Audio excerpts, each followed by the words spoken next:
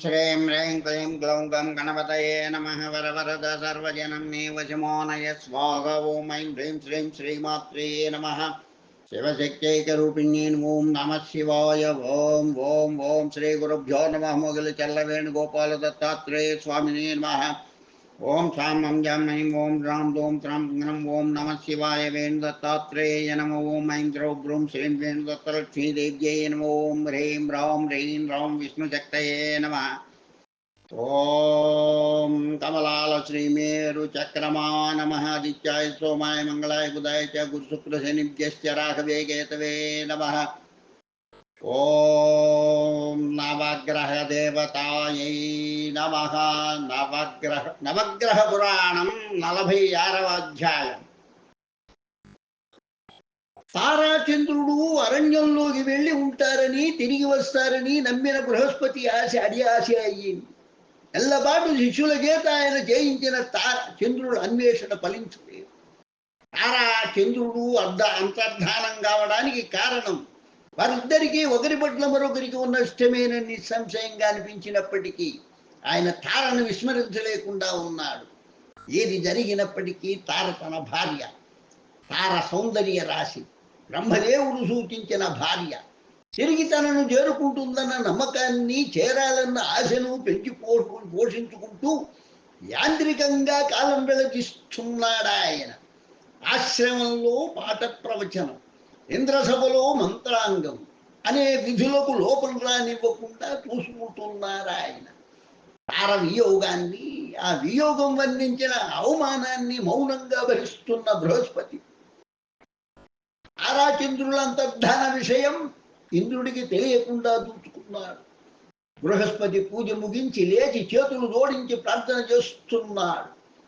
నారాయణ నారాయణ. నారదుడి నారాయణ నామస్మరణ బృహస్పతిని తీగలా చుట్టి వెనక్కి తిప్పింది. నారద మునీంద్రులకు నమస్సు.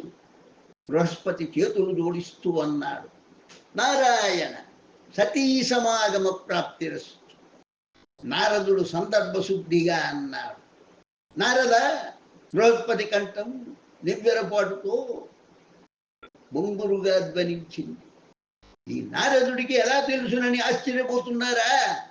ఇలాంటివి తెలుసుకోవడానికే బ్రహ్మగారు నన్ను గన్నారు. మనసుతో నారదుడు నవ్వుతూ అన్నాడు, మీ శిష్యులు ఇంకా తారాచంద్రుల కోసం పాపం వాళ్ళు లేని ప్రదేశాల్లో గాలిస్తూనే ఉన్నారు. నారదుడు నవ్వాడు. నారదా, తార అదే తార ఎక్కడుందో తెలుసా? చంద్రుడి ప్రస్తావన లేకుండా జాగ్రత్తగా అడిగాడు బృహస్పతి. నారాయణ, తెలుసుకోకుండా మీ దర్శనానికి వస్తానా? బృహస్పతి నిట్టూర్చాడు. ఎలా ఉంది తార? ఇక్కడున్నప్పటికన్నా ఆనందంగా ఉంది. నారదుడు నవ్వుతూ అన్నాడు. బృహస్పతి మౌనంగా విచారంగా చూచాడు. మీ శిష్యుడు చంద్రుడు మరియు తార మందిరంలో ఉన్నారు. నారదుడు చిరునవ్వుతో అన్నాడు, రా చంద్ర. ఒంటరిగా కూర్చున్న బృహస్పతి చిరునవ్వుతో అన్నాడు, రా చంద్ర. ఒంటరిగా కూర్చున్న బృహస్పతి ఉలిక్కిపడి ఆగ్రహంతో చెట్టు మీదకి చూచాడు. చిలక గుబుల్లో సర్దుకుంటూ తననే చూస్తుంది. ఆ చిలక అనుసరిస్తుంది తార పిలుపు అని ఆయనకు తెలుసు. కోపాగ్నిలో ఆ చిలకను వాడ్చి వేయాలనిపిస్తున్న ఆవేశాన్ని నిగ్రహించుకుంటూ చెట్టు కొమ్మల్నే చూస్తూ ఉండిపోయాడు ఆయన. పువ్వులన్నీ పిందెలుగా మారిపోయాయి. కాలం కరిగిపోతుంది. దానితో పాటు తార తిరిగి వస్తుందన్న ఆశ తరిగిపోతుంది తనలో. నారద మహర్షి సూచన మేర శిష్యుల్ని పంపించాడు తను. వారిద్దరూ ఆ శిష్యుల్ని దారుణంగా అవమానించి పంపివేశారు. చేసేది ఏమీ లేక స్వయంగా తనే వెళ్ళాడు. మందిరం ముందు పడిగాపులు కాశాడు. చాలాసేపటికి మందిరంలో నుంచి వారిద్దరు వచ్చారు. గురుతల్ప గమనం పాపమన్నాడు బృహస్పతి చంద్రుడితో. బృహస్పతిని చిన్నబుచ్చుతూ తనను తిరస్కరిస్తూ తారబలికిన పలుకులు గుర్తు చేసుకోవడం ఇష్టం లేక నిస్సహాయంగా తలదిల్చాడు బృహస్పతి. గురుదేవులకు ప్రణామం. బృహస్పతి ఆలోచనల నుంచి బయటపడి చూచాడు. ఎదురుగా ఇంద్రుడు మహేంద్ర, మీరు రాలేదు, నేనే వచ్చాను. కొంతకాలంగా మీరు సభకు ఎందుకు క్రమంగా రాలేకపోతున్నారో తెలుసుకునే వచ్చాను. ఇంద్రుడు బృహస్పతితో పాటు ఆశ్రమం వైపు నడుస్తూ అన్నాడు. దేవరాజా, దేవరాజు తమ కోసం ఏ సాహసమైనా చేయగలడన్న సత్యాన్ని మీరు విస్మరించారు. బ్రహ్మదేవులను మళ్ళీ ఆశ్రయించి మరొక ఉత్తమ కళత్రం మీకు లభించేలా చేస్తాను. ఇంద్రుడు ఆవేశంగా అన్నాడు. మహేంద్ర, అవును గురుదేవ, ఆ తార మీకు తగదు. బృహస్పతి ఇంద్రుని వైపు చూచాడు. గురుదేవ, మీ ధర్మపత్ని తారాదేవిని మీ పాదాల ముందు గురుదక్షిణగా సమర్పించుకునే బాధ్యత నాది. మహేంద్ర, బృహస్పతి ఆనందంగా అన్నాడు. అందుకు అవసరమైతే ఆ చంద్రుడి మీద యుద్ధం ప్రకటిస్తాను. ఆశీర్వదించండి. ఇంద్రుడు ఆవేశంగా అన్నాడు. విజయోస్తు దేవేంద్ర, విజయోస్తు. బృహస్పతి ఉత్సాహంగా దీవించాడు. ఇది 46వ నవగ్రహ పురాణం 46వ అధ్యాయం సంపూర్ణం. నవగ్రహ పురాణం 47వ అధ్యాయం. రాక్షసరాజు వృషపర్వుడి కొలువు కూటం. రాక్షస ప్రముఖుడు వాళ్ళ గురువు ఉశనుడు ఉన్నారు. రాక్షస చారుడు తిమిరాసురుడు వచ్చి వృషపర్వుడికి నమస్కరించాడు. తిమిరా, వినదగిన వార్త తెచ్చావా? వృషపర్వుడు ప్రశ్నించాడు. మనందరికీ మహదానం కలిగించే వార్త తెచ్చాను దేవరా, చిత్తగించండి. తిమిరాసురుడు ఉత్సాహంగా అన్నాడు. అందరూ చెవులు రిక్కరించారు. దేవతల గురువు బృహస్పతి భార్య తార కనబడటలేదు. గురువు కోసం ఇప్పుడు దేవేంద్రుడు చంద్రుడితో యుద్ధం చేసైనా సరే తారను తెచ్చి అప్పగిస్తానన్నాడు. చాలు, వృషపర్వుడు విసుగ్గా అన్నాడు. ఇతర వార్తలుంటే విన్నవించుకో. ఆగు వృషపర్వ, ఒక్క క్షణం వాగు, పక్కనే ఉన్న ఉశనుడు అన్నాడు. ఇది మనం అతి జాగరూకతలతో గమనించవలసిన కీలక సమాచారం. తిమిరా, విషయం పూర్తిగా విన్నవించు. ఇంద్రుడు ఏం చేయబోతున్నాడు? చిత్తం గురువు, దేవదూతను ఆ చంద్రుడి వద్దకు రాయబోవరం పంపించారని అంటుంటే విని పరిగెత్తుకొచ్చాను. ఉశనుడు తటాలున ఆసనం మీద నుంచి లేచాడు. వృషపర్వ, నేను వెళ్ళాలి. ఎక్కడికి గురుదేవ? వృషపర్వుడు ఆశ్చర్యంగా అడిగాడు. చంద్రుడి మందిరానికి. ఉశనుడు ముక్తసరిగా అన్నాడు. చంద్రుడి మందిరానికా? మీరా? వృషపర్వుడు ఆశ్చర్యంగా అడిగాడు. ఎందుకు ఎందుకు గురుదేవ? ఇంద్రుడి దౌత్యానికి చంద్రుడు లోబడకుండా చేయడానికి. ఎందుకు? వృషపర్వుడు కళ్ళు చిట్లించాడు. చంద్రుడు తిరగబడితే తన మాట వినకపోతే ఇంద్రుడు ఏం చేస్తాడు? ఉశనుడు ప్రశ్నించాడు. ఏం చేస్తాడు? ఆ చంద్రుడి మీదికి యుద్ధానికి వెళ్తాడు. ఆ సందర్భంలో మనం చంద్రుడికి బాసడగా నిలబడితే. ఉశనుడు చిరునవ్వుతో అడిగాడు. వృషపర్వుడు మాట్లాడకుండా కనుబొమ్మలు ముడివేశాడు.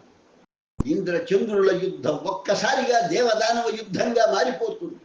దేవతలకు మనకు యుద్ధం జరిగితే ఏం జరుగుతుంది వృషపర్వ? దేవతలు చిన్న భిన్నమైపోతారు. వృషపర్వుడు సగర్వంగా అన్నాడు. ఫలితంగా అసురవైభవంగా ఇంద్రభోగం వృషపర్వ భోగంగా పరిణమిస్తాయి అంటూ ఉశనుడు ఠీవిగా అడుగులు వేస్తూ వెళ్తున్నాడు. రాక్షసులందరూ ఆయన ఆశ్చర్యంగా చూస్తున్నారు. మీరు ఎవరు? తన ముందు టీవీగా నిలుచున్న వ్యక్తిని చూస్తూ ప్రశ్నించాడు చంద్రుడు. అసలు గురువు ఉశనాచార్యులను నువ్వు దర్శిస్తున్నావు చంద్ర. చంద్రుడి చేతులు అసంకల్పితంగా కలిసి ఉశనుడికి వందనం చేశాయి. నాతో పని ఉండి దయచేశారా? ఆపద నుండి నిన్ను రక్షించడానికి వచ్చాను చంద్ర. ఉశనుడు గంభీరంగా అన్నాడు. ఆచార్య, ఆపద? చంద్రుడు ఆందోళనంగా అన్నాడు. అవును, నీకు మరియు తారకు అంతా చెప్తాను ఉశనుడు అన్నాడు. మీ ఇద్దరిని దుర్మార్గంగా విడిదీసే ప్రయత్నం జరుగుతుంది అని అన్నాడు ఉశనుడు. ఇద్దరి ముఖాల్లోనూ ఆందోళన జంట అద్దాల్లో ప్రతిబింబల్లా ప్రత్యక్షమైంది. గురుదక్షిణగా తారను బృహస్పతికి అప్పగించడానికి ఇంద్రుడు ప్రతిజ్ఞ చేశాడు. మిమ్మల్ని భయభ్రాంతుల్ని చేయడానికి త్వరలో ఒక దూతను పంపుతాడు అంటూ చంద్రుడి వైపు ప్రత్యేకంగా దూచాడు ఉశనుడు. తారను అప్పగించకపోతే దైవ సైన్యం నీ మందిరం మీద దాడి చేసి సర్వనాశనం చేస్తుందని హెచ్చరిస్తాడు దూత. చంద్ర, ఆ హెచ్చరికలకు బెదిరింపులకు నువ్వు భయపడాల్సిన అవసరం లేదు. ఆచార్య, దేవ సైన్యాన్ని నేను ఎదిరించవలసిన పని లేదు. ఆ పనిని నీ కోసం నా ప్రియ శిష్యుడు రాక్షసరాజు అయిన వృషపర్వుడి ఆధ్వర్యంలో అశేషాసుర సైన్యం చేస్తుంది. మీ వైపు కన్నెత్తి చూడనివ్వకుండా అసుర సైన్యాన్ని తరిమి కొడుతుంది. భవిష్యత్తులో కూడా ఆధ్వర్యంలో రాక్షస బలగం మీకు వెన్నుకాపుగా ఉంటుంది. తారాచంద్రులు మేం ధన్యులం అని కుశనుడికి చేతులు జోడించారు.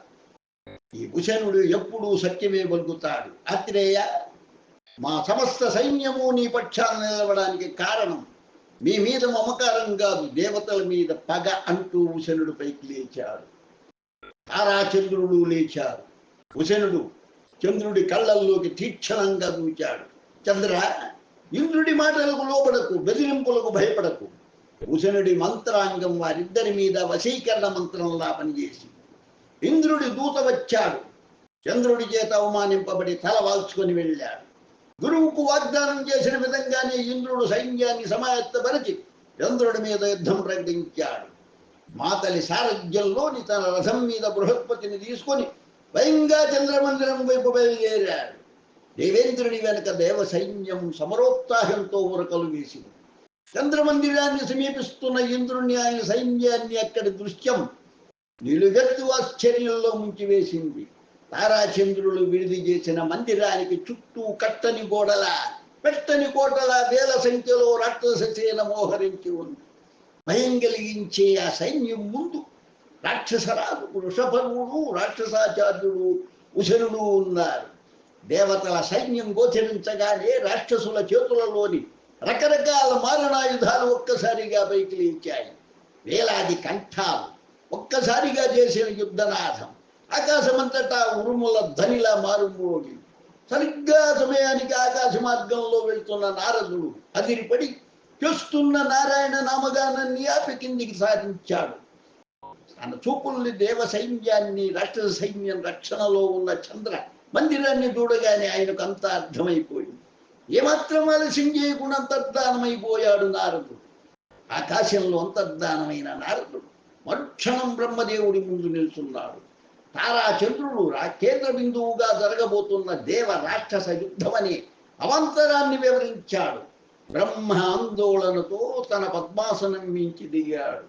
ఇది నవగ్రహ పురాణం 47వ అధ్యాయం సంపూర్ణం. నవగ్రహ పురాణం 48వ అధ్యాయం. క్షణంలో బ్రహ్మనారద సహితంగా చంద్రమందిరం వద్ద ప్రత్యక్షమయ్యాడు. అధర్మమనీహితో పలికాడు. కుశనుడితోనూ వృషభరుడితోనూ సంప్రదించాడు. ఇంద్రుడితోనూ బృహస్పతితోనూ మాట్లాడాడు. ఆవేశపడవద్దని సూచించి చంద్రమందిరంలోనికి వెళ్ళాడు. బ్రహ్మదేవుడిని చూడగానే తారాచంద్రుడు చేతులు జోడించి నమస్కరించారు.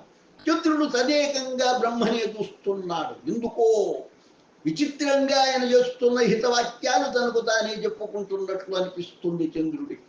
ఎందుకో తనకు తెలియదు గాని బ్రహ్మవాక్కులు సహేతుకంగా, సమంజసంగా అనిపిస్తున్నాయి తారకు. బృహస్పతితో నీ కళ్యాణం ఏకోన్ముఖం, ఆనందం ద్విముఖం అంటూ ఆనాడు నిన్ను ఆశీర్వదించాను. ఆ దీవెన అంతరార్థం నీకు ఇప్పటికి అవగాహన అయి ఉంటుంది. విధి నీకు ప్రసాదించిన భర్తను చేరుకో. తార మౌనంగా బ్రహ్మపాదాలకు నమస్కరించింది. బ్రహ్మ దీవిస్తూ అన్నాడు, పతి సమాగమ ప్రాప్తిరస్తు. చంద్ర, తార నీ గురుదేవుని ఆస్తి. క్షేమంగా భద్రంగా నీ చేత్తో ఆయనకు అప్పగించు. అదే ప్రాయశ్చిత్తంగా నిన్ను ప్రక్షాళన చేస్తుంది. చంద్రుడు మౌనంగా నమస్కరించాడు. తార బృహస్పతి వెనుకనే ఆశ్రమం లోపలికి నడిచింది. మహేంద్రుని రథంలో నుంచి దిగుతూ ఉంటే పుంజిక స్థల విద్యార్థులు తన వైపు ఆనందంగా చూస్తున్నారు. వాళ్ళ చూపులను తప్పించుకుంటూ భర్త వెనకాలి అడుగులు వేసి బృహస్పతి పెద్దగా దేవతార్చన చేసే తోటికి వెళ్ళాడు. చేతులు జోడించి దైవానికి కృతజ్ఞతలు చెప్పుకున్నాడు. మౌనంగా మెల్లగా వెనుదిరిగాడు. ఎదురుగా తార బొమ్మలాకు నిలబడి ఉంది. తార, నీ ఇంటికి నిన్ను హృదయపూర్వకంగా ఆహ్వానిస్తున్నాను, బృహస్పతి భావోద్వేగంతో అన్నాడు. చంద్రుడు తనను అప్పగించిన అనంతరం తనతో మొదటిసారిగా మాట్లాడిన భర్తను దీనంగా చూచింది తార. పెనుగాలికి వణికే చిగురాకుల్లా ఆమె పెదవులు వణికాయి. కళ్ళల్లో కమ్ముతున్న అశ్రువులు చూపుల్ని మొసగబారుస్తున్నాయి. తార తటాలన ముందుకు వంగి బృహస్పతి పాదాలు దాకి నమస్కరించే ప్రయత్నం చేసింది. బృహస్పతి 2 చేతులతో పట్టుకుని లేవనెత్తాడు. తార కళ్ళు ఆయన ముఖంలోకి చూచాయి. పోగొట్టుకున్న పెన్నిధిని తిరిగి పొందిన ఆనందం తాండవం చేస్తుంది ఆయన వదనంలో. తప్పు చేశాను, మీకు ద్రోహం చేశాను, నన్ను నన్ను క్షమించండి తార గద్గద కంఠంతో అంది. బృహస్పతి చిరునవ్వు నవ్వాడు. ద్రోహం చేసింది నువ్వు కాదు, చంద్రుడు. మనకు పీడకలలు వస్తాయి. జరిగిందంతా నీకు వచ్చిన పీడకల అనుకోతారా? స్వామి, ఈ బృహస్పతి వంశాన్ని, అంగిరస గోత్రాన్ని అభివృద్ధి చేయి. బృహస్పతి నిండుగా ఉన్న గర్భ చిహ్నాన్ని ప్రేమగా చూస్తూ అన్నాడు. గర్భం ధరించి నువ్వు దూరం కావడం సహించలేకపోయాను. తార కన్నీళ్లతో చూసింది. తిథి వార నక్షత్రాలు శుభప్రదంగా ఉన్న సమయంలో పూర్వభాద్ర నక్షత్రంలో పురుష శిశువును ప్రసవించింది. బృహస్పతి ఆశ్రమంలో ఆనందం వెల్లి విరిసింది. గురుదేవులకు వంశోద్ధారకుడు జన్మించినందుకు ఇంద్రుడు సంబరపడిపోయాడు. నారదుడి మూలంగా ఆ నోట ఈ నోట పడిన తారకు శిశు జనన వార్త చంద్రునికి తెలిసిపోయింది. నామకరణ మహోత్సవానికి ఇంద్రాదులతో పాటు బ్రహ్మ నారదుడు విచ్చేశారు. అంగిరసుడు శ్రద్ధ పౌత్రుడిని దూచి దీవించడానికి వచ్చారు. నాయన బృహస్పతి, బాలునికి నామ నిర్ణయం చేశావా? అంగీరస మహర్షి కుమారుణ్ణి ప్రశ్నించాడు. ఆయన ప్రశ్నలకు సమాధానం చెప్తున్నట్లు ద్వారం ముందు నుంచి చంద్రుడి కంఠం బిగ్గరగా వినిపించింది. నా పుత్రుడికి నామ నిర్ణయం చేసే అధికారం బృహస్పతులు వారికి ఎక్కడిది? ఆ బాలుడు నా కుమారుడు. బాలకుణ్ణి ఒళ్ళో పడుకోబెట్టుకుని కూర్చున్న తార ప్రక్కన కూర్చుని జాతకర్మ నిర్వహిస్తున్న బృహస్పతి అదిరిపడి చూచారు. ఆవేశంగా లోపలికి వస్తున్న చంద్రుని చూస్తూ లేచి నిలబడ్డాడు. ఆయన కళ్ళు నిప్పు కణికల్లా అయ్యాయి. గురుద్రోహి, అవతలికి నడు. అర్ధాంగిని అపహరించుకు వెళ్ళావు. ఇప్పుడు నా వంశాంకురాన్ని దోచుకోవాలని వచ్చావు. తగిన శిక్ష అనుభవిస్తావు నువ్వు. చంద్రుడు ఎగతాళిగా నవ్వాడు. ఆచార్య, ఆ బాలుణ్ణి మీ వంశాంకురంగా భావిస్తే ఈ చంద్రుడి వంశాన్ని మీ వంశంగా చెప్పుకున్న దౌర్భాగ్యాన్ని మూటగట్టుకుంటారు. బాలుడు ఈ చంద్రుడికి జన్మించిన వాడు. ముమ్మాటికి కాదు, ఆ శిశువులో ప్రవహిస్తుంది ఈ బృహస్పతి రక్తం. మీ ఇష్టం. ఆ అపోహలోనే ఉంటే నేనెందుకు కాదంటాను. నా కుమారుణ్ణి నేను తీసుకెళ్తాను. నన్ను ఎవ్వరూ ఆపలేరంటూ చంద్రుడు ముందుకు రాబోయాడు. ఆగు చంద్ర, అక్కడే ఆగు, బృహస్పతి హుంకరించాడు. ఇంద్రుడు ఆవేశంతో కూర్చున్న చోటు నుండి లేచాడు. గురుదేవా, మీరు శాంతించండి. ఆ గురుద్రోహికి ఈ మహేంద్రుడు గుణపాఠం చెప్తాడు. ఇంద్ర, చంద్ర, ఆశ్రమాన్ని యుద్ధరంగం చేయకండి. బ్రహ్మదేవుడు ఇద్దరిని వారిస్తూ అన్నాడు. బృహస్పతి, నువ్వు కూడా ఆదేశాన్ని నిగ్రహించుకోవాలి. పితామహ, ఇది నా వంశానికి సంబంధించిన అంశం. చంద్రుడు గాని నువ్వు గాని ఆ శిశువు ఎవరి శిశువో చెప్పలేరు. తార మాత్రమే చెప్పగలదంటూ బ్రహ్మ సాభిప్రాయంగా అందరినీ కలదూచాడు. ఇది నవగ్రహ పురాణం 48వ అధ్యాయం సంపూర్ణమైనది. నవగ్రహ పురాణం 49వ అధ్యాయం. బ్రహ్మదేవుల అభిప్రాయంతో నేను సంపూర్ణంగా ఏకీభవిస్తున్నాను. అంగీరసుడు లేచి ప్రకటించాడు. సౌభాగ్యవతి తారను నేను ప్రశ్నిస్తాను. శిశువు జన్మ రహస్యాన్ని ఛేదిస్తాను అంటూ బ్రహ్మ తార వైపు చూచాడు. తారా, నీ కుమారుణ్ణి తీసుకొని ఆ కక్షాంతరంలోనికి రా. తార లేచి శిశువును 2 చేతులతో ఎత్తుకొని బ్రహ్మ వెంట వెళ్ళింది. అందరూ ఆసక్తిగా వాళ్ళిద్దరూ వెళ్ళిన వైపే చూస్తున్నారు. బృహస్పతి, చంద్రుడు ఇద్దరు సగర్భంగా చిరునవ్వులు నవ్వుకుంటున్నారు. క్షణాలు గడుస్తున్నాయి. తార ముందుగా వచ్చింది. ఆమె చేతులలో బాలుడు లేడు. బాలుడిని తన చేతులతో ఎత్తుకొని బ్రహ్మ నామకరణ వేదిక వద్దకు వచ్చి నిల్చుని అందరినీ మౌనంగా కలయూచాడు. గంభీరమైన కంఠంతో ఇలా అన్నాడు. ప్రతి శిశువుకు తండ్రి ఎవరో సందేహరహితంగా నిరూపించబడాలి. ఆ ధర్మాన్ని తారకు వివరించాను. తన ఒడిలోని శిశువు తండ్రి ఎవరో నిర్భయంగా వెల్లడించమన్నాను. ఈ బాలకుడు ఎవరు? బృహస్పతి తనయుడా, చంద్రుడి తనయుడా చెప్పమని ఆమెను ఆజ్ఞాపించాను. ఇప్పుడు మాతృమూర్తిగా ఉన్న తార తాను ప్రసవించిన బిడ్డడి తండ్రి ఎవరో ప్రమాణపూర్వకంగా విన్నవిచ్చింది. ఉత్కంఠతో చూస్తున్న అందరినీ కలయి చూస్తూ బ్రహ్మ క్షణకాలం ఆగాడు. ఈ బాలకుడి తండ్రి చంద్రుడు. బ్రహ్మకంఠం అక్కడ ప్రతిధ్వనించింది. ఈ శిశువు చంద్రునికే సంక్రమించాలి. మీ అందరి సమక్షంలో ఈ బాలుడికి బుధు బుధు బుద్ధుడు అని నేనే నామకరణం చేస్తున్నాను. జనకుడైన చంద్రుడికి అప్పగిస్తున్నాను. బృహస్పతి నిశ్చేష్టుడై అలా చూస్తూ ఉండిపోయాడు. చంద్రుడు బ్రహ్మకు నమస్కరించి వారుని స్వీకరించాడు. చంద్ర, ఈ బుధుడు నీ కుమారుడు. భవిష్యత్తులో ఇతడు నవగ్రహాలలో ఒకడుగా నియమితుడవుతాడు. తీసుకెళ్లి పెంచు, పోషించు, విద్యతో పెంపొందించు అన్నాడు బ్రహ్మ చంద్రుడితో. బుధుడిని విద్యాభ్యాసం కోసం మా జనకులు అత్రి మహర్షికి అప్పగిస్తాను.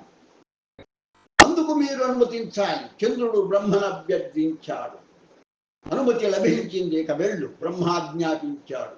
చంద్రుడు పురిటి బిడ్డతో వెళ్తున్నాడు. తార కన్నీళ్లతో మసకబారిన చూపుల్ని పసివాడి మీదే నాటింది.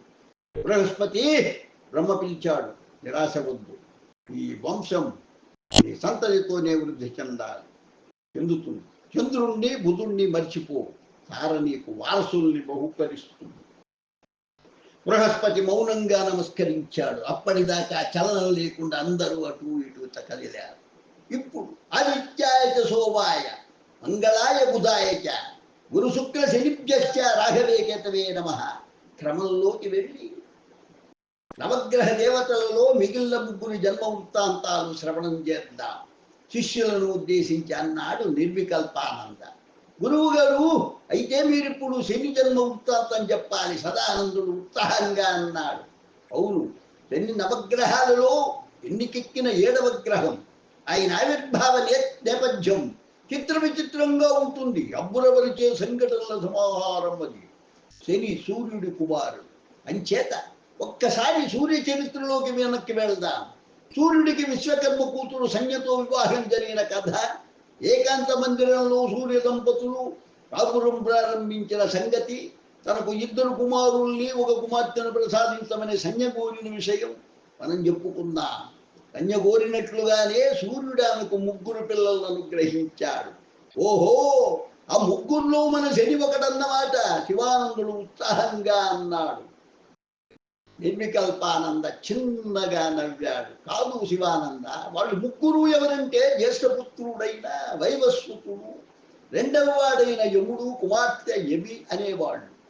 ఆ వైవస్వతుడే వైవస్వతమనుడు. సూర్యుడి 12 నామధేయాల్లో వివస్వంతుడు అనేది ఒకటి. వివస్వంతుని పుత్రుడైన కారణంతో సూర్యుడి పెద్ద కొడుకు వైవస్వతుడయ్యాడు. ఇక్ష్వాకుడు, నగుడు, శవ్యాతి మొదలైన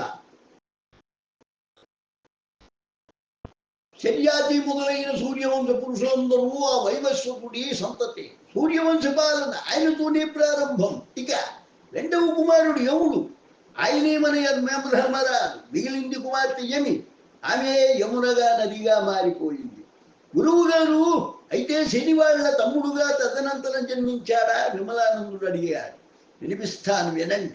తల్లిదండ్రుల పోషణలో వైవస్వతుడు, యముడు, యమి పెరుగుతున్నారు. మన ప్రస్తుత కథాకాలానికి వాళ్ళు ఇంకా బాల్యావస్థలోనే ఉన్నారు. ఒకనాటి రాత్రి ఏమైందంటే అంటూ చెప్పసాగాడు నిర్వికల్పానంద. ఇది నవగ్రహ పురాణం 49వ అధ్యాయం సంపూర్ణం. ఓం నవగ్రహాయ నమః. ఓం నవగ్రహాయ నమః. ఓం నవగ్రహాయ నమః. ఆదిత్యాయ చ శోభాయ మంగళాయ బుధాయ చ గురు శుక్ర శనిభ్యశ్చ రాహవే కేతవే నమః. ఓం నవగ్రహ దేవతాయై నమః. ఓం నవగ్రహ దేవతాయై నమః. నవగ్రహ పురాణం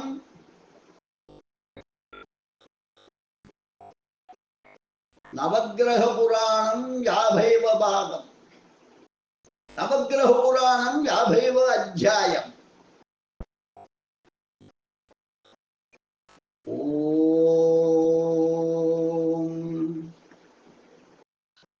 నవగ్రహ పురాణం 50వ అధ్యాయం. మందిరంలో నిశ్శబ్దం తాండవిస్తుంది. వైవస్వతుడు, యముడు, యమి పడుకున్నట్టున్నారు. సూర్యుడు తన సైనాగారం వైపు అడుగులు వేశాడు. సంతానం ముందు నిలబడి ఆకాశంలోకి చూస్తుంది. సూర్యుడు భార్యను సంతృప్తిగా చూస్తూ సమీపించి వెనుక వైపు దగ్గరగా నిల్చున్నాడు. ఎందుకో సంజ్ఞ ఉలిక్కిపడింది. ఏదో దెబ్బ తగిలినట్టు ప్రతిస్పందిస్తూ తటాలను దూరంగా జరిగి సూర్యుడి వైపు తిరిగింది. ఆమె ముఖంలో చిరునవ్వే లేదు. చూపులు పక్కకు తిరిగాయి. సంజ్ఞ, భయపడ్డావా? సూర్యుడి కంఠంలో అనురాగం పలికింది. భయపడుతున్నాను మంది సంజ్ఞ. ఏం జరిగింది? ఎందుకు భయం? ఎవరిని చూచి దేన్ని చూచి భయపడుతున్నావు దేవి? సూర్యుడు ఆందోళనతో అడిగి ధైర్యం చెప్తూ ఉన్నాడు. సంజ్ఞ కళ్ళకి చేతిని అడ్డం పెట్టుకుంటూ దూరంగా జరిగింది. ఎవరిని చూచి భయపడుతున్నావో చెప్పు. భయపడుతున్నావు చెప్పనా అంది మెల్లగా. చెప్పు. నిన్ను భయపెట్టినందుకు సూర్యుడు ఆవేశంతో చెప్పుకోబోతున్నాడు. ముందు వినండి. సంజ్ఞ ఆయనను వారిస్తూ అంది. నేను భయపడుతుంది మిమ్మల్ని చూచే. సంజ్ఞ! ఆ సూర్యుడు ఆశ్చర్యంతో అరిచాడు. అవును, మిమ్మల్ని చూడగానే నా శరీరం వణికిపోతుంది. సంజ్ఞ అంటూ సూర్యుడు ఆమె దగ్గరగా జరిగాడు. దయచేసి దూరంగా ఉండండి అంటూ సంజ్ఞ ఎడంగా జరిగింది. దివ్యరబోయి చూస్తున్న భర్తతో ఇలా అంది. నిజం చెప్తున్నాను, మన్నించండి. మీ శరీరం వెదజల్లే కాంతిని వేడిమిని భరించలేకుండా ఉన్నాను. సూర్యుడు తాత్కాలికంగా మూగవాడైపోయాడు. అమ్మలేనట్లు సంజ్ఞ వైపు అయోమయంగా చూస్తూ ఉండిపోయాడు. సంజ్ఞ అరచేతిని కళ్ళకు అడ్డంగా ఉంచుకునే ఉంది. సంజ్ఞ, పరిహాసానికా ఇది? సూర్యుడు అడిగాడు. అపరాధం చేశానా? నొప్పించానా? ఇది ప్రణయకోపమా దేవి? ప్రణయకోపం కాదు, ప్రణయశాపం. సంజ్ఞ కంఠంలో ఆవేదన ధ్వనించింది. మన్నించండి, నేను నిజమే చెబుతున్నాను. మీ శరీరం ప్రసరించే కళ్ళు చెదిరే కాంతిని, మీ శరీరం వెదజల్లే చెమటలు పట్టించే వేడిమిని భరించడానికి నా వల్ల కాదు. సూర్యుడు దెబ్బతిన్నట్లు చూచాడు. అయితే ఇంతకాలం ఎలా భరించావు? భరించాను. భరించక చేయగలిగింది ఏముంది? అపార్థం చేసుకోకండి. మీ సామీప్యంలో నేను చిత్రహింస అనుభవిస్తున్నాను. దయచేసి దూరంగా జరగండి.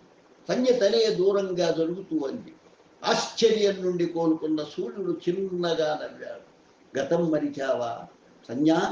నా వెచ్చదనం నీకు ఎంతో ఇష్టం అంటూ ఆనాడు మన దేహాల ఐక్యత ప్రారంభమవుతున్న ప్రాథమిక క్షణాలు. నీ ధోరణితో అర్థం లేని భయంతో నన్ను, నీ పతిదేవుణ్ణి అస్పృశ్యుణ్ణి చూస్తున్నావు సంజ్ఞ. స్వామి, అలా అనకండి. నా కోసం ఒక పని చేయండి. చేస్తారా? కోరుకో. నా కోసం మీ వెలుగును వేడిమిని తగ్గించుకోండి. అసంభవం. సూర్యుడు వెంటనే అన్నాడు. స్వామి!